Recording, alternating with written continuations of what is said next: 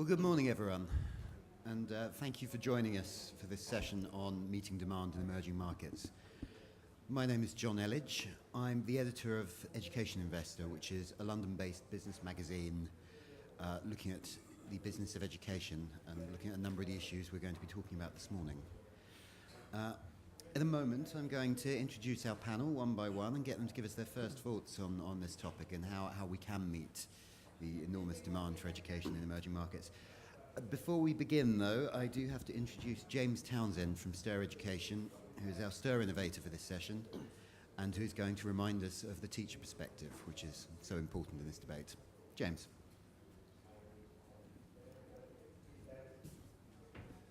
Good morning, everybody, and thank you, John. My name's James Townsend. I'm the Program Director for Stir Education. We are building a movement of teacher change makers in India and in Uganda. So we identify teachers and head teachers who've created innovative solutions to some of the challenges that we'll be discussing today and other barriers to education quality. And Vikas and the Varkey Gems Foundation kindly invited myself and a number of the teachers we work with to kick off each panel discussion by sharing some of the innovations that are actually coming from the grassroots level, from teachers and head teachers themselves. And I wanted to share with you one story this morning of a head teacher we work with whose name is Alice. She runs an affordable private school in East Delhi, charging fees of around 150 rupees a month, so about $2 a month. Really, really very low cost. But she and her staff work incredibly hard to provide the highest quality education that they can to the students coming to their school. But Alice noticed that they were getting really good attendance from their students in the morning session at school. But around 12 each day, a large number of students would leave and they wouldn't come back after the break. And she thought about what's going on here. They seem to be enjoying themselves in the morning. They seem to be learning. And she realized that what was happening was that the students at her school would leave around 12 in order to be able to get to the government school down the road in time to receive the free lunch that you get if you're at the government school. So what Alice did, which I thought was very smart, is actually didn't try to fight this. She recognized that that was a benefit that the students were entitled to. She actually shifted her whole school day earlier. So the school day now starts, I think, just before 7 in the morning, in order to finish in time to allow the students to go to the government school to get their lunch. And that's just one example of an innovative way, I think, that we're seeing our teachers and head teachers working to actually support the opportunity for children to access a quality education. So thank you very much for listening. Enjoy the panel.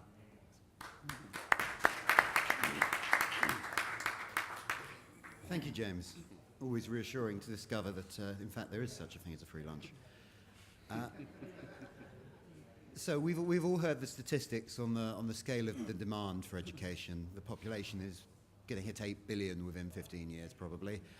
And I think there is a consensus that a lot of the emerging markets where that population growth is happening are going to struggle to meet the soaring demand for education that implies. Luckily, though, there are alternative models emerging. There's private schools, which investors are increasingly becoming interested in, I think. And, of course, there's the role of technology. So we're going to talk about a number of those topics this morning. I should have said at the beginning, in fact, that the Minister from Nigeria has sadly been unable to join us this morning, but he is to be ably replaced by Professor Julius Akije from the National Universities Commission of Nigeria. Julius, if perhaps we could begin with you. Obviously, you're on the ground working in an educational capacity within one of the next generation of economic powers. How is Nigeria coping with the rapidly growing demand for education? Yeah, thank you very much. I must say, with respect to demand for primary and secondary education, I think it's compulsory because we have a basic education setting. But at the tertiary level, we have a very big challenge to the fact that of about 2 million students who are asking for university education, only about 25% get placement. And what we have done recently is that we have a national open university, which is helping to address the issue, but probably not fully developed enough because relatively new. But we haven't even started the online setting at all because we are just developing the infrastructure. Recently, the Nigerian government has established the NGREN, Nigerian Research and Education Network, to improve the bandwidth. Because if you have that, you can't have a proper internet deployment and capacity building. We also training teachers in that setting. So we are also conscious of the fact that it's not everybody who will require university education, who needs one. So we are in the area of innovation enterprise institutions and vocational enterprise institutions and the technical and vocational institutions. So we're hoping that a balance of these will provide what the requirements are. Nigeria is a rapidly growing economy, and I know the challenges are what are the skills required for the new and emerging markets. Major areas are in agriculture and the oil industry. So while we are interested in increasing the massification of education, we also are directly involved and ensuring that there are areas of national development. So because if you have everybody go to university but not in area of needs, then there's a problem. Teacher quality and student quality are also a major issue. Then investment. Recently, government has been very, very determined to improve the funding itself. And we also have development partners because the NGREN is funded by the World Bank grant. And education is on the concurrent list, which means the state government have a responsibility for primary and secondary education. But federal government provides secondary school education as models. We are hoping that at some point in time we will have what they call one laptop per child, and that project is still on. The school feeding program is also there. We have not done. So I think that we are very aware of our problems, and we are trying to address them as they come along. Thank you very much. Thank you, Julius. Next on Julius's left, we have Dr. Manny Ryback, the Managing Director for Credit Suisse in Switzerland. Manny, I believe you're interested in impact investment, particularly in education. Can you perhaps give us the investor perspective on some of these topics? Great. Well, thanks, John. And let me start by commending GEMS Education and the Varkey GEMS Foundation for putting together such a great conference. It's amazing the breadth of stakeholders, representative, geographic reach. I'm not just saying this because we're among the sponsors of the conference. I think it's truly remarkable what has been achieved here. So thanks for having us.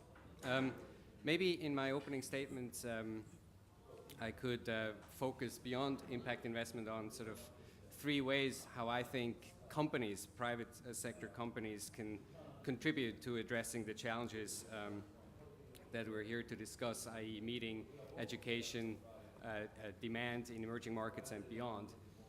1, at the company level itself, 2, in cooperation with the public sector, and 3, indeed, by linking this with our core business, by bringing in private capital, and that would be impact investment, that I'm sure Mark will talk about as well.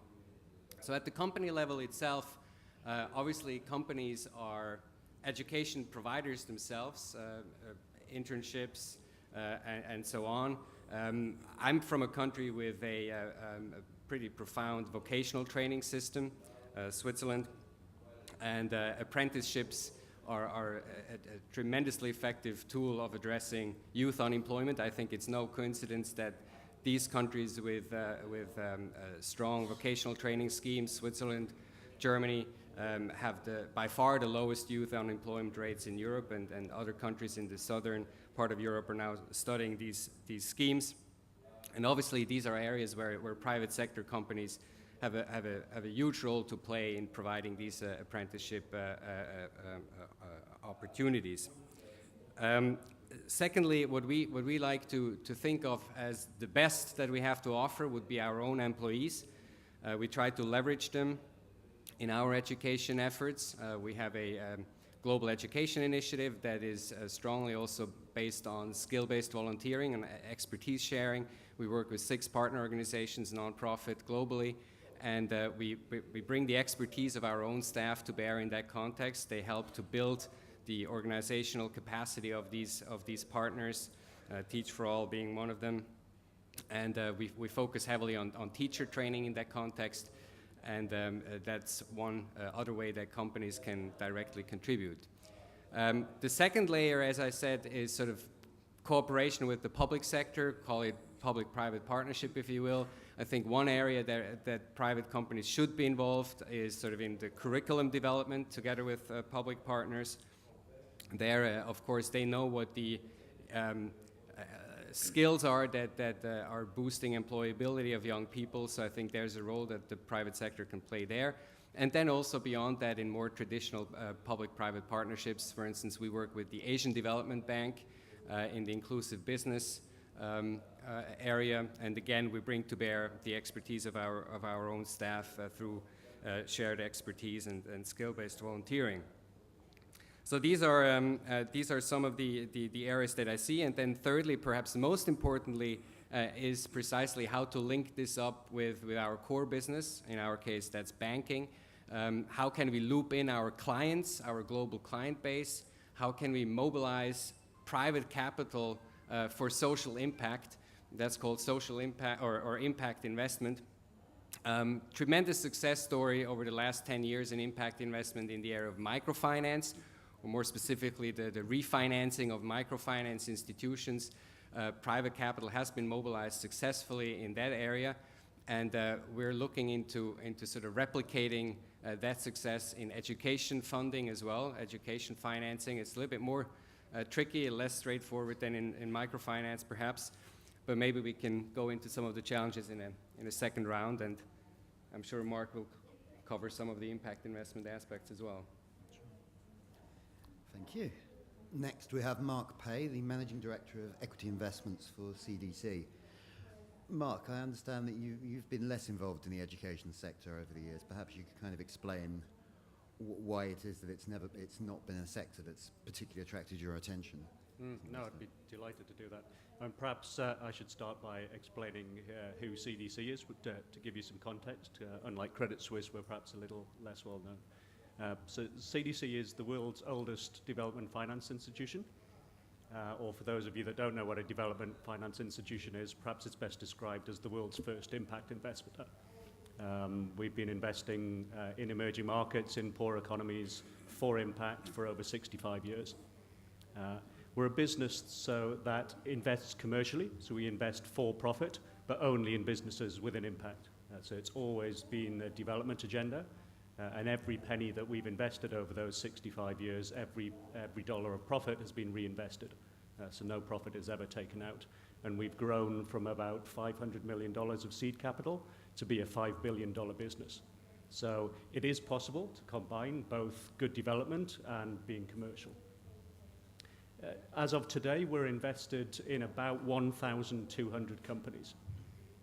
And to answer John's question, out of those 1,200 companies, about 27, well, exactly 27, are in education. So by number, that's about 2% of our portfolio. By quantum, it's considerably less than 1%. That's why I'm not an education expert. And so why is it that we have such a small proportion invested? Well, I think the answer to that comes down to scale.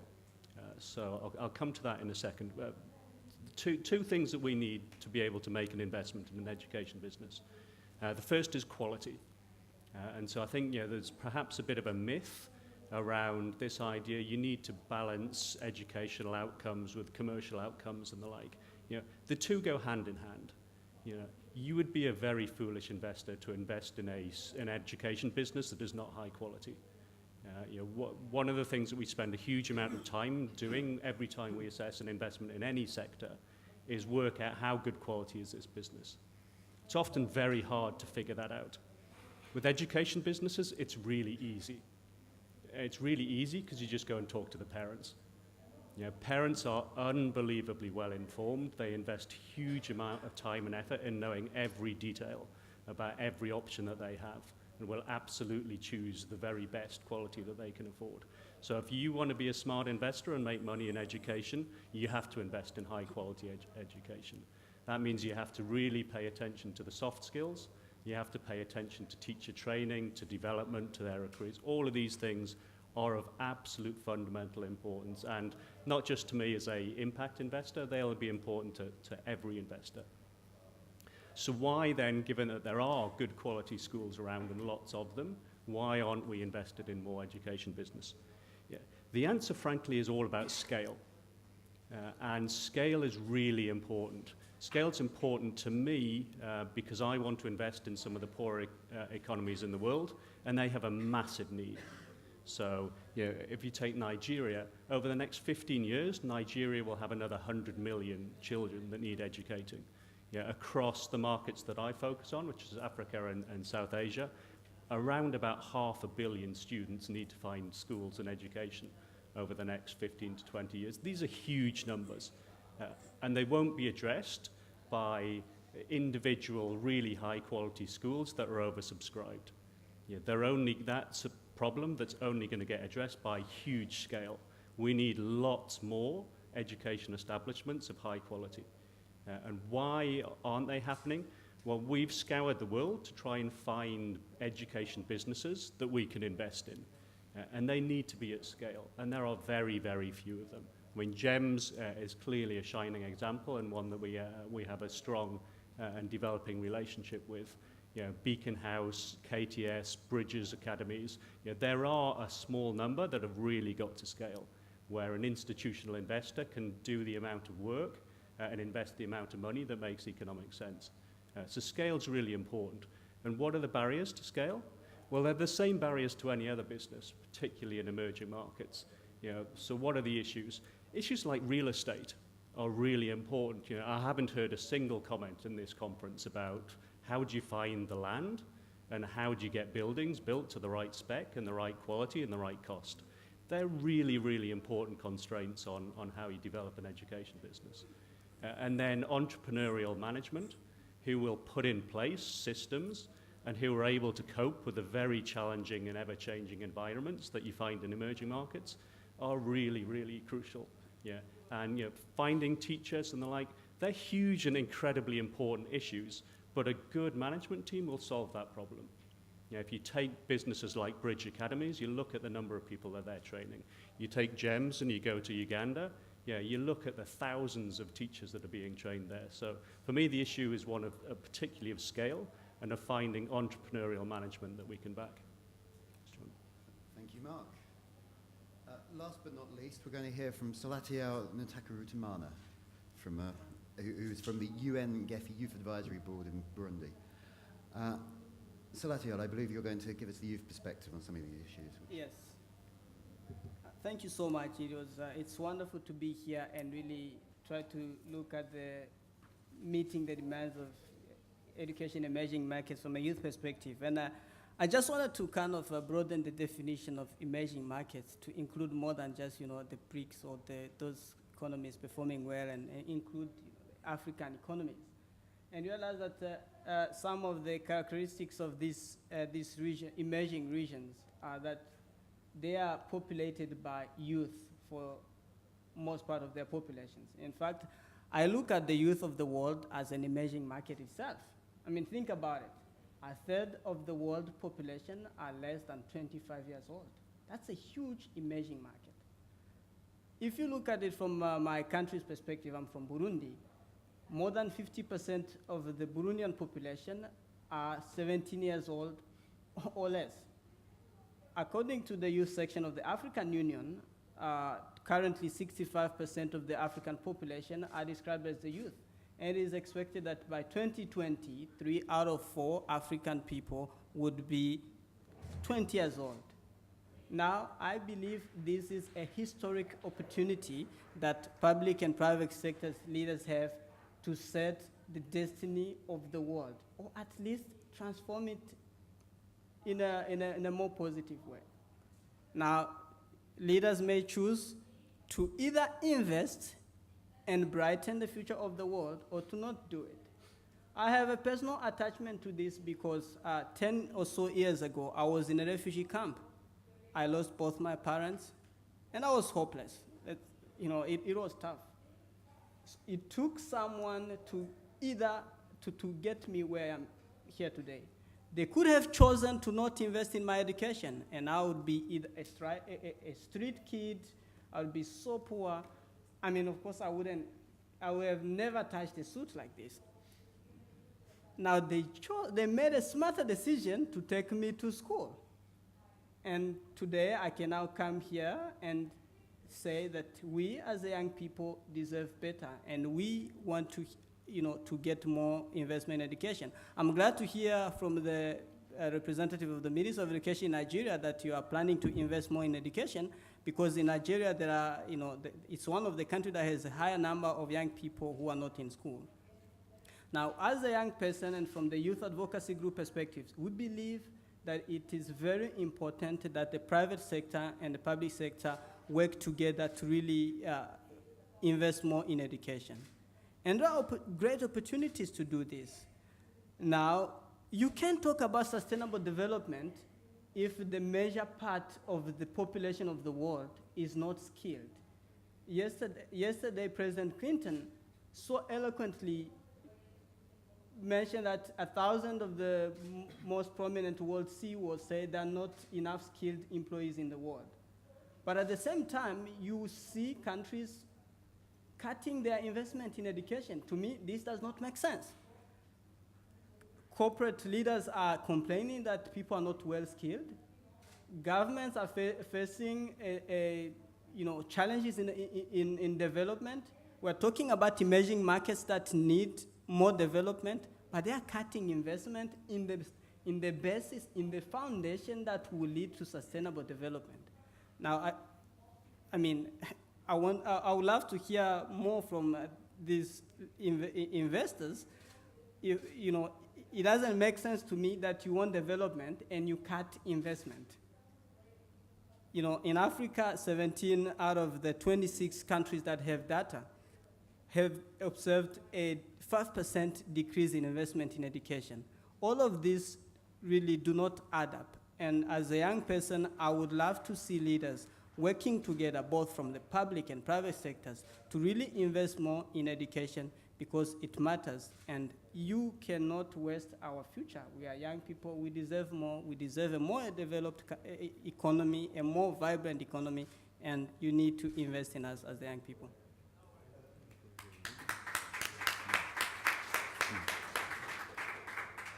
I think at events like this, it's sometimes easy to kind of feel like you're in a bit of an ivory tower and forget what's actually going on the ground. So it's always fantastic to kind of hear a real example of what education can do for people. I think perhaps if we go back to Julius to ask, Nigeria was recently identified by Jim O'Neill from Goldman Sachs as one of the next wave of economic powers. How important is investing in education to the country's development, do you think? How important is this conversation to Nigeria's future as a world power? Yeah, thank you very much. I must say that we have a much more organized setting with the private sector. There are two funds. We have the Basic Education Fund for primary and secondary education, which is a given percentage of total budget of country. We also have the Tertiary Education Trust Fund.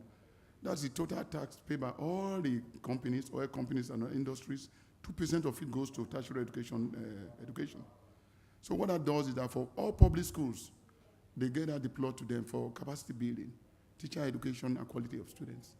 Recently, the government undertook what they call a needs assessment. We're looking at the infrastructure and the needs of the institutions, and how bad are these institutions and what are the requirements for teacher training, capacity building. And recently, the federal government also established a special scholarship fund for innovation and development.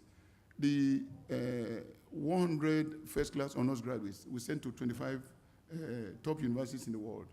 We're saying that to simulate that setting, we need people to come from some other more advanced setting What are the best practices that we bring to the system instead of just relying on what we have? And I must say, too, that industry is playing a very big part, because in communities where these oil companies are, they provide the facilities for such a setting. And education is on the front burner now, because we can prepare our children for the future, but we cannot prepare the future for our children. And we know that for any meaningful economic growth and development, we need skills and requisite education. So we go into the other aspect of what I call it adult education setting, because we also realize that for children who are not of school age, the first help they have is from their parents. And except you educate the mass number of people who are not educated, they can also help their children from school. So at the primary school, the middle school level, and the university level, government is investing enough funds. But I must say that the capacity building concept, we also have specialized institutions, National Teachers Institute, for training and retraining of teachers, because there's a minimum requirement for teaching. And once you have a lot of staff who are now below that, you now upgrade them. Then you also have other educational setting. So major establishment and infrastructure in place to address the issues of teacher quality and needs, facilities, then funding, especially in this setting. Thank you. Thank you. I sometimes wonder if there's a danger in conversations like this about, of talking about education as something that, and development as well, talking about education and development as something that rich countries are doing to poor countries.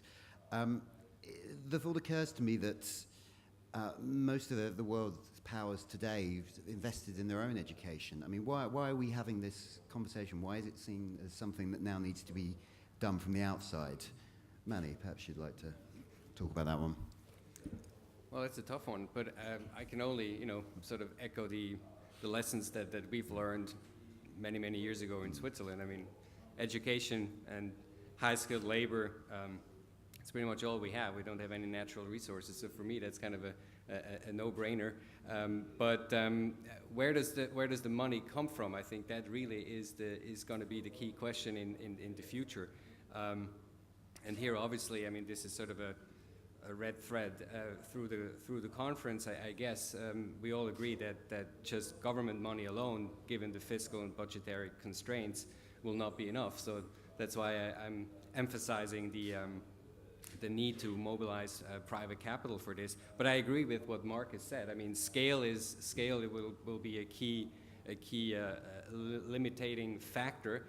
But as I said, in the case of microfinance, refinancing, it has proven it can be done. And so, I don't know, I would actually be interested in what Mark's views on whether you think we can sort of replicate some of the successes in microfinance, because microfinance refinancing today is very much a retail investor product. We have about $2 billion of assets under management ourselves, and other players are out there as well. Minimum investment is $1,000. We have 4.3% average net return over the last 5 years or so, hugely diversified across the globe. Why can't we have education refinancing like that? Is it just scale? So it's a great question, and look, I agree in terms of the question about why not just the government. It's all about the need. The need is just massive, and governments don't have enough money. It's very straightforward. And so, yeah, I think not-for-profit organizations, great. Children need them. But for-profit organizations, children need them. The need is enormous. And so I think it would be great to move the debate on from just anyone that's willing to put money in this sector should put money in the sector. It's needed.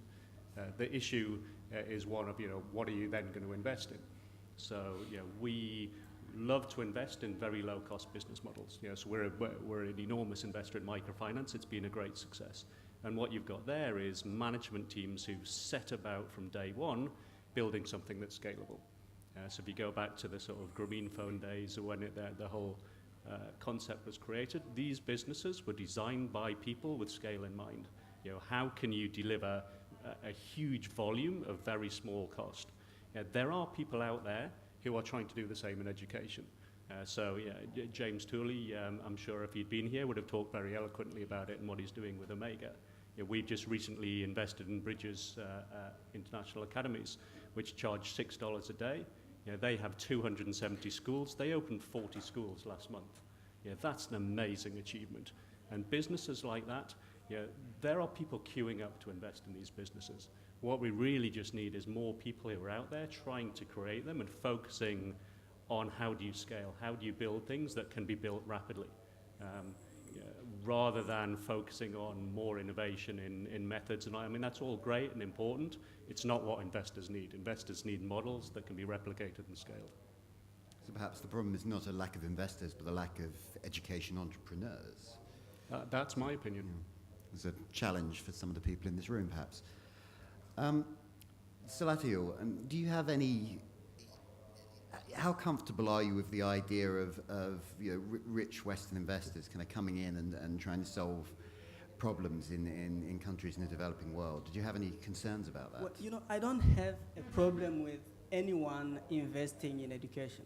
I think it is the right decision that many people should be making right now. But that does not mean that local investors and governments should sit back and just let everyone else come do it for them. Now, I need to really, highlight something. I believe there is great opportunity now for private investors to really make a change in education. Now, we're talking about some of the BRICS countries where, a really well-informed investor, which is most of the time the case. Investors are very well-informed. They could really make so much profit by investing in private education, and in the process create very efficient, high-quality education system that hold people, both teachers, parents, and leaders accountable. Now, I believe governments have a role to play in this by setting up policies that allow good investments, because investors are talking about safety of their investments, scale. All of these are only possible if the policies and regulations in place are facilitated. A few days ago, I was reading an article in Economist that talks about the demographic dividend in Africa delayed. Now, this is one of those things that disturb me. Why are we delaying it if these leaders have been elected in these positions to take decisions that allow, that pushes towards prosperity? So I believe, there's a historic really opportunity for leaders to work together, both in the private sector who would like to invest and in the public sector who should put in place good regulation to really invest more in education. Perhaps we could go back to the two investors on the panel and ask what policies, what regulations do you look for to kind of reassure you that an investment is worth making, and what are the things that you might find more off-putting?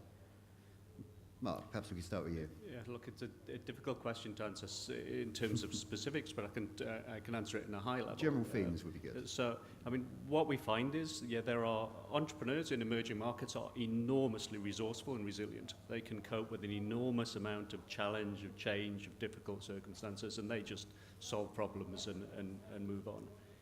What we need in terms of regulation is essentially a welcome to private investment, and to ideally have as few changes as possible, and not a lot more.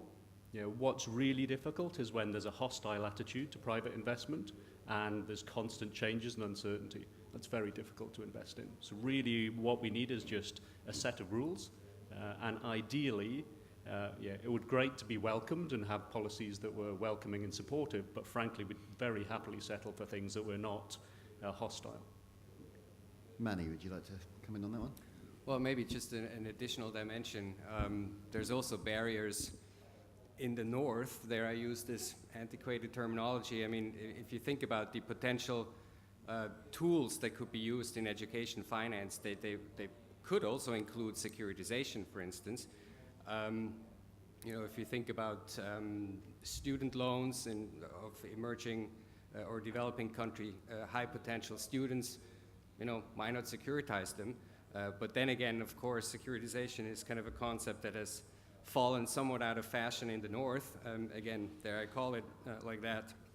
So the regulatory barriers and some of the barriers may not just be in the recipient countries in terms of regulatory frameworks.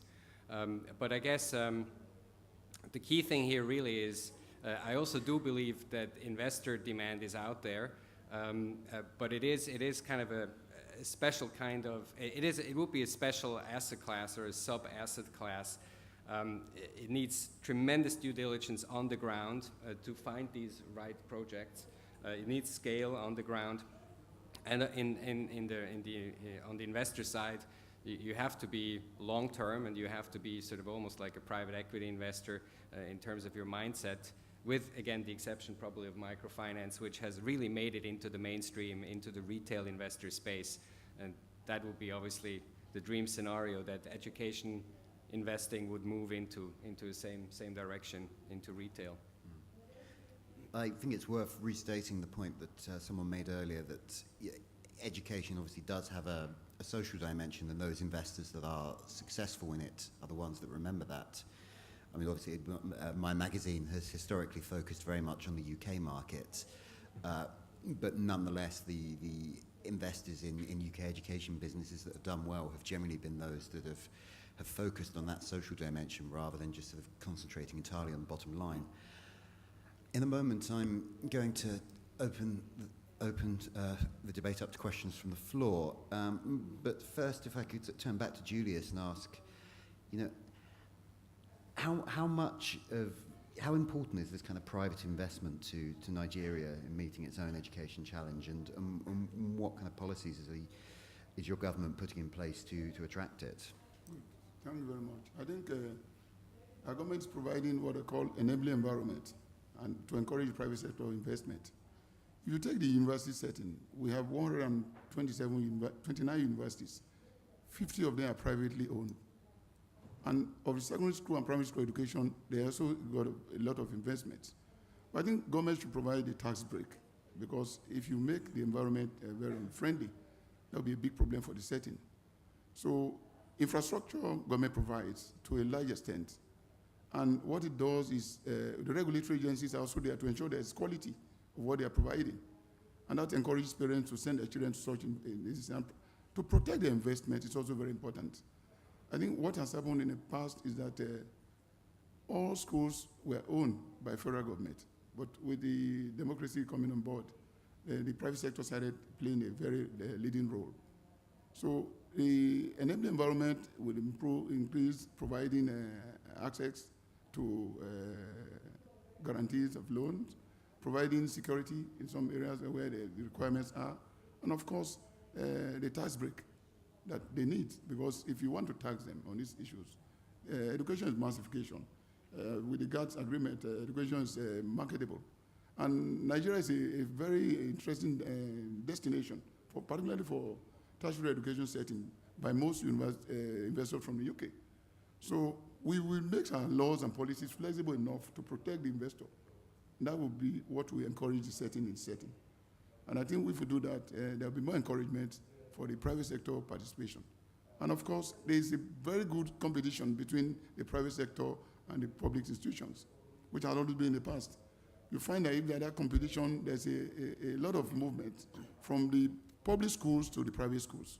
And once that starts showing, then there's that challenge for government to improve its own facilities. So when you have this side by side, it creates a very healthy competition, which ensures that the quality of education will improve in the setting. Thank you. Thank you. I'm sure your questions will be far more intelligent and incisive than my own, so I'm going to open the debate to the floor now. Does anyone have a question for our panel at this stage? Oh, lots of hands, that's what we like to see. Perhaps we could go to the gentleman at the front here. I believe there is a microphone on the way. If you could just sort of introduce yourself and tell us where you're from, that would be great. Okay. Thank you. Thank you very much. My name is Latima Mukasa from Uganda. I sit on the advisory board of GEMS, the school in Uganda. My question is to the two investors. In terms of, you mentioned scale as being a barrier. Have you considered consolidation in a country or in a region? Because obviously scale to what GEMS is, for example, is not easy to come across. But you could actually get 2, 3, or even more smaller entities, all of them planning to do the same thing, and you consolidate them and invest in that. Have you considered that? Look, I'd be delighted to take that. I think the answer is yes. We've considered it. And we've considered it in lots of sectors. So healthcare, exactly the same issue. You know, we try to invest in healthcare in Africa. It's very difficult, and what you find is a number of small. And our first choice is to find somebody who's already on the road to building something. You know, my abilities are pretty limited. Yeah, what I'm good at is backing the right people. I'm good at identifying people who are great at what they do. Yeah, actually doing stuff myself, I'm not so good at. So for me to go and try and consolidate a load of businesses is not a great plan. For me to find somebody else who has that strategy and has the skills to implement it, I'm absolutely interested in that. But again, it's difficult to find. And part of the issue in businesses like healthcare and businesses like education, they're very often created by people who are doctors, who are teachers, and it's really, they wouldn't have succeeded if they hadn't, and it's really important that they stay involved.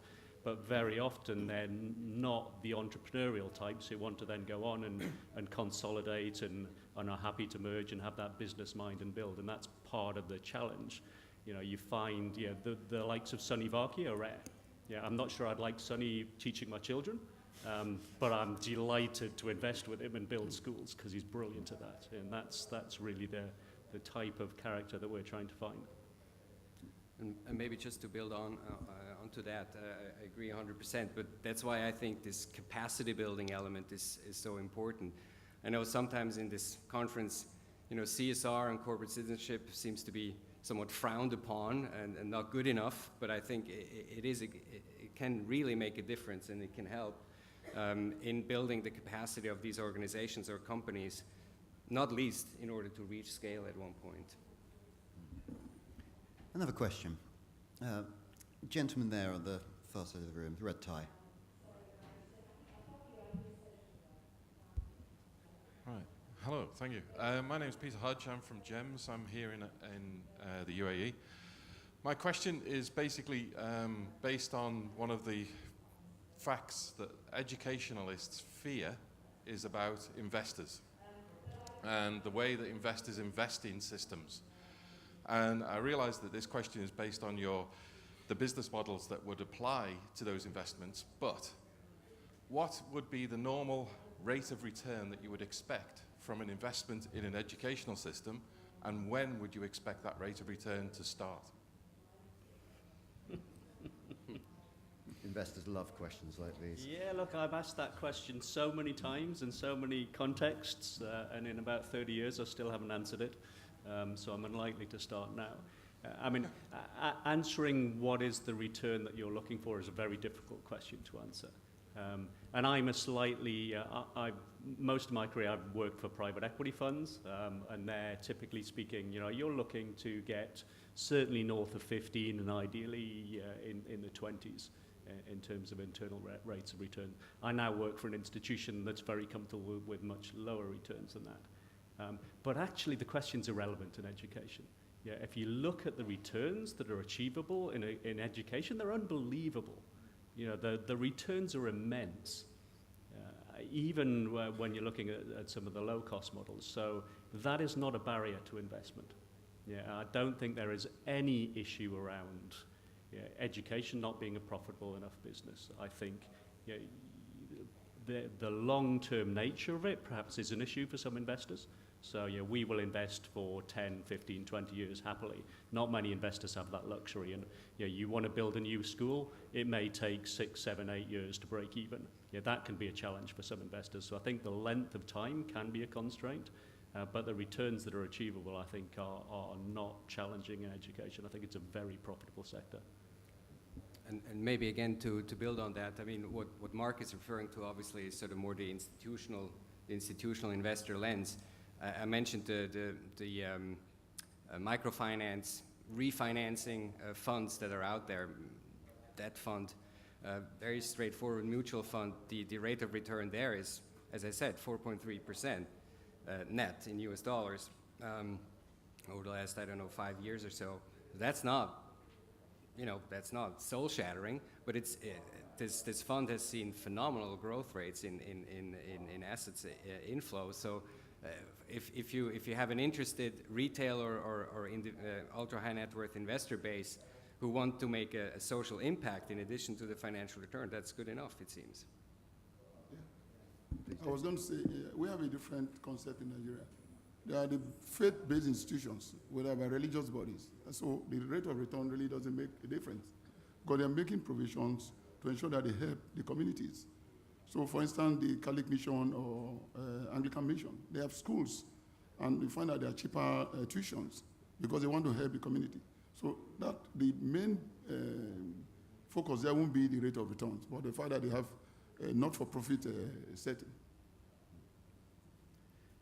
Next question. A gentleman at the front who's very keen to come in, I can see. If you could hold on and just wait for the microphone to reach you and then introduce yourself, that'd be lovely. Thank you. Good afternoon.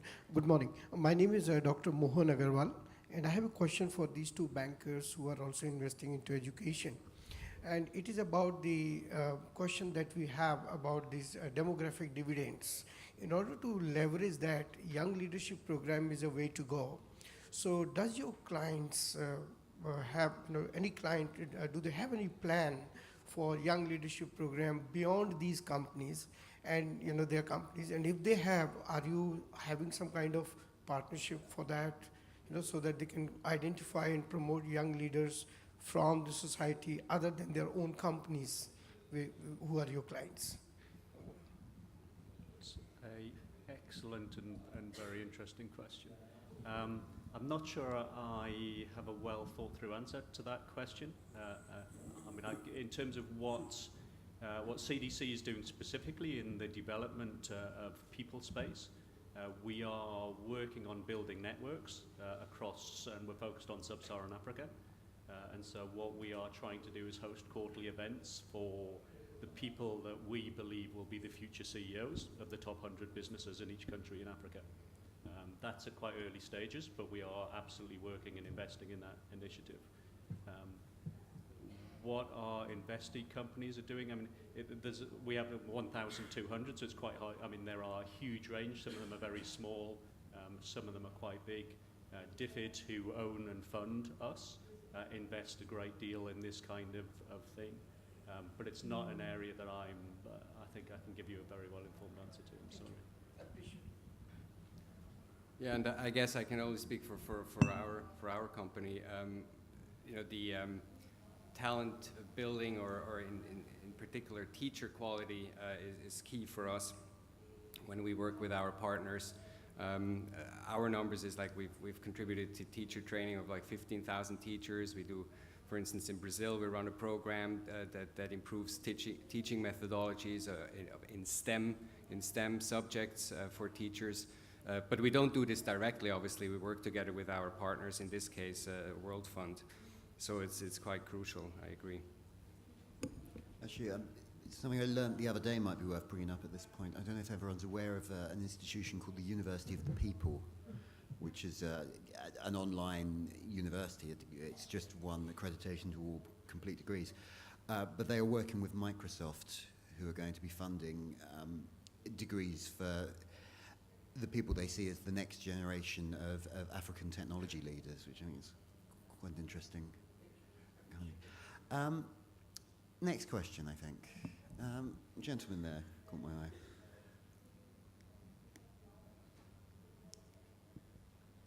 Good morning, I'm Satya Mahapatra from Yes Bank.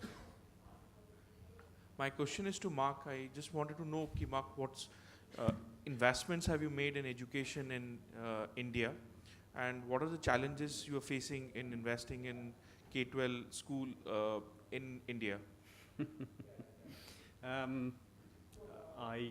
To be frank, I can't name you all of the investments. I don't think we have very many in India. One of the issues in India is regulation, which won't surprise you. It's an issue in every sector in India.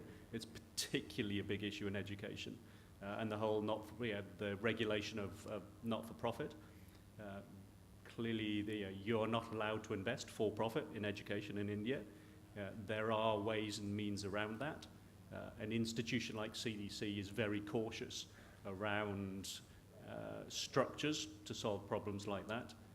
So that is one of the issues. But we are actually in a number of conversations. I mean, GEMS have a very interesting business model that they're rolling out there. KTS, I think, have a fabulous business model that's growing. Bridges International, who we've just backed, a large part of the money that we put in is to try and help take their model to India. So there are a number of initiatives that we're working on. But it's tough. It's a tough old market. Am I right in saying that one of the complications in India is that it's not one market? Every state has its own set of regulations. Yeah, look, I mean, in many ways it's the same as Africa. I mean, I always find it difficult talking about investing in Africa. You know, it's 54 countries. It's the same with India. You know, it's many states, each with different regulations and characteristics and the like. And the regulations are very complex there. Thank you. Gentleman here in the red tie.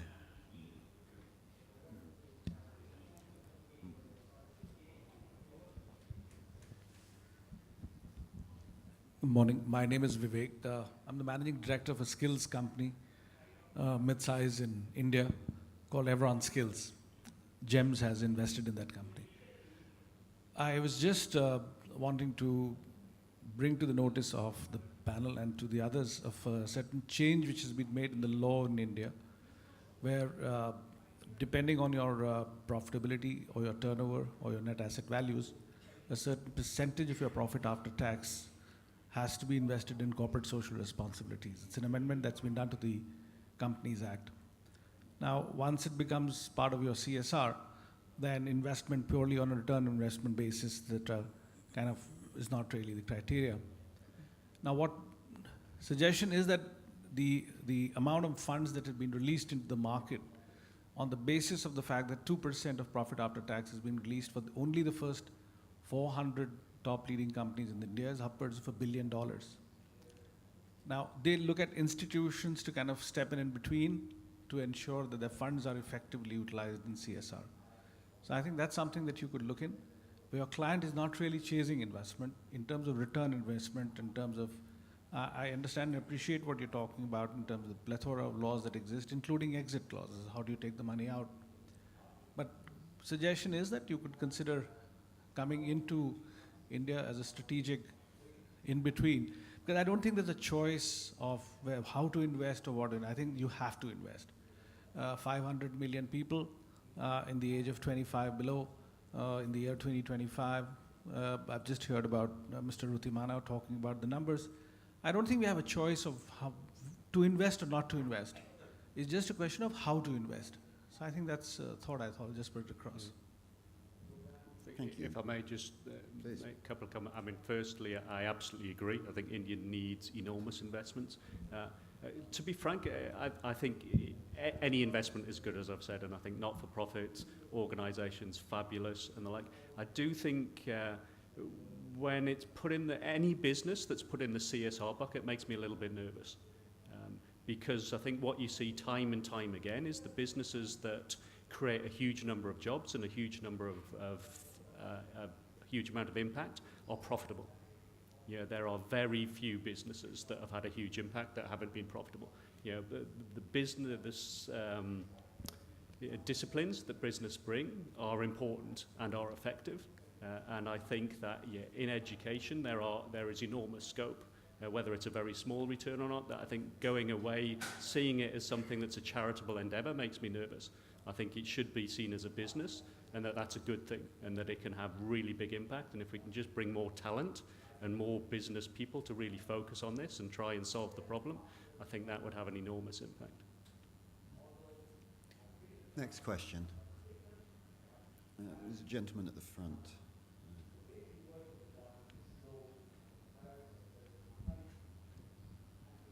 Thank you. I'm Mike Rosenberg. I'm the managing director of Alicia Computers, a firm in London that makes solar computers. My question's actually for Mark. You made an interesting comment about the challenge of real estate, availability of land and building infrastructure for schools. And it resonated with me because we've deployed a lot of solar classrooms on the ground in Nigeria and particularly in Uganda. And every time it feels like we're reinventing the wheel. We have to negotiate with a local contractor. The architecture is always varied. and it is very sort of admin intensive. And I was wondering, you know, in your scouring of the world for potential investments, have you come across construction firms or organizations like that that could bring scale and sort of assist with the rapid expansion of organizations like Bridge?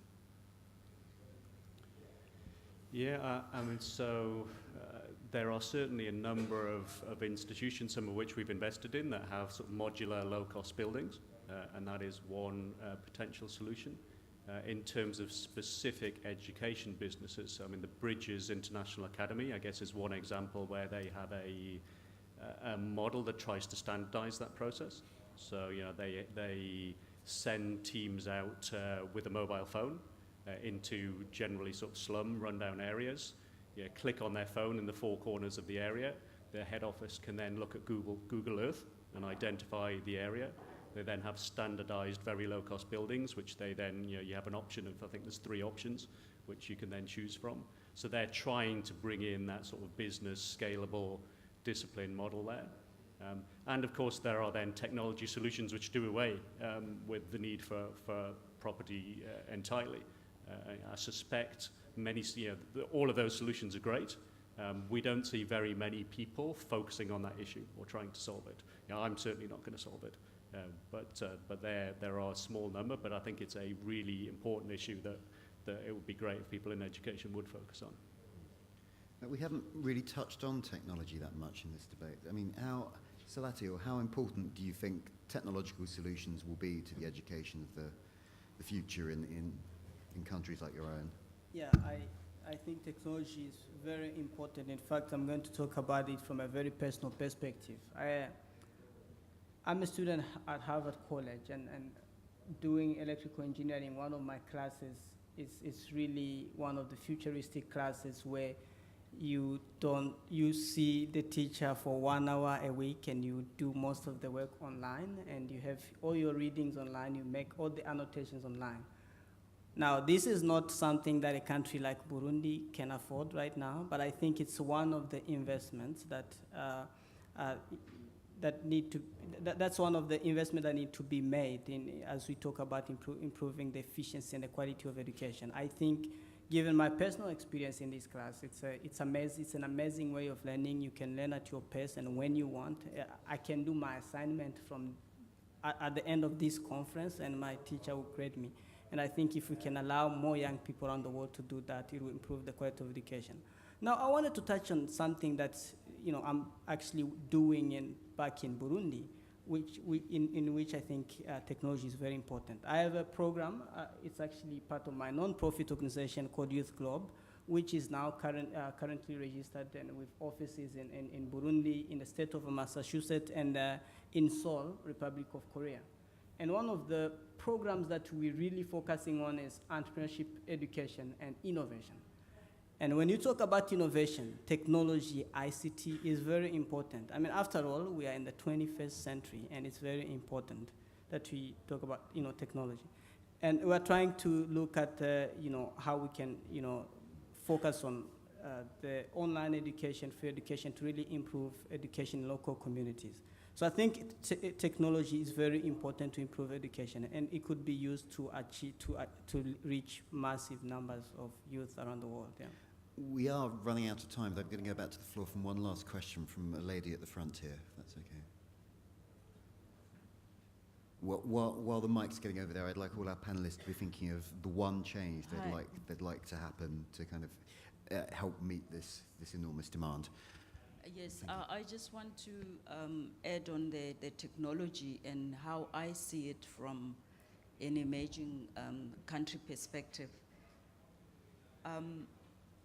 There is a huge demand from STEM teachers all over the world. And I dream of a situation where any child in any part of the world can have access to the best maths teacher anywhere in the world. And I think through the technology, that is what we can be able to achieve, so that we don't have to have teachers going to the most remote areas, but a student in the most remote areas, once connected, obviously, because the investment in the technology can sit and listen to a maths teaching by the best teacher sitting somewhere in Boston or somewhere in India or somewhere in Brazil or South Africa or in your own country. I think that's probably a good moment to go back to the panel and ask for their one.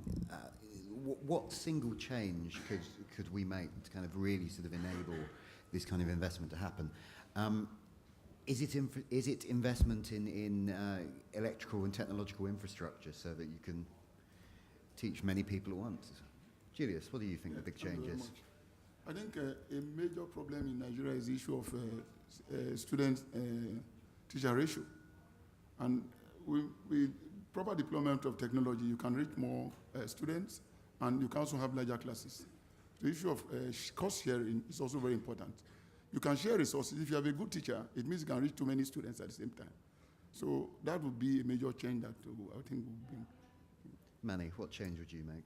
Well, I guess it has been said before, but it bears repeating. I mean, we're in this together. This is really, it needs concerted efforts of public sector, private sector, and civil society. But my wish, I guess, harping on my theme here, would be that we collectively find ways to mainstream impact investment for education, bringing to bear the power of private capital here.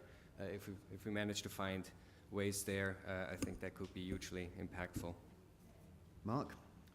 So I think technology is a really important and crucial part of the solution, but it's only one part. I think it'll open up lots of new possibilities. For me, the one thing that would make the biggest impact is if we could encourage more entrepreneurs to think about education and to think big.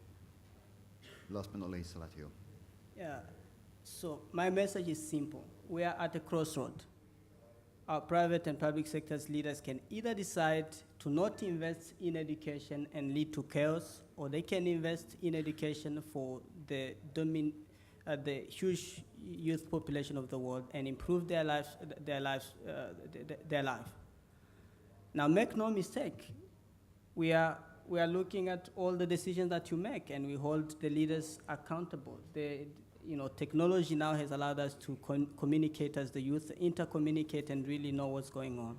So we will hold the leaders accountable to the decisions that they make. I think that's a good warning to us all to end on. If we just put our hands together to thank all our panelists.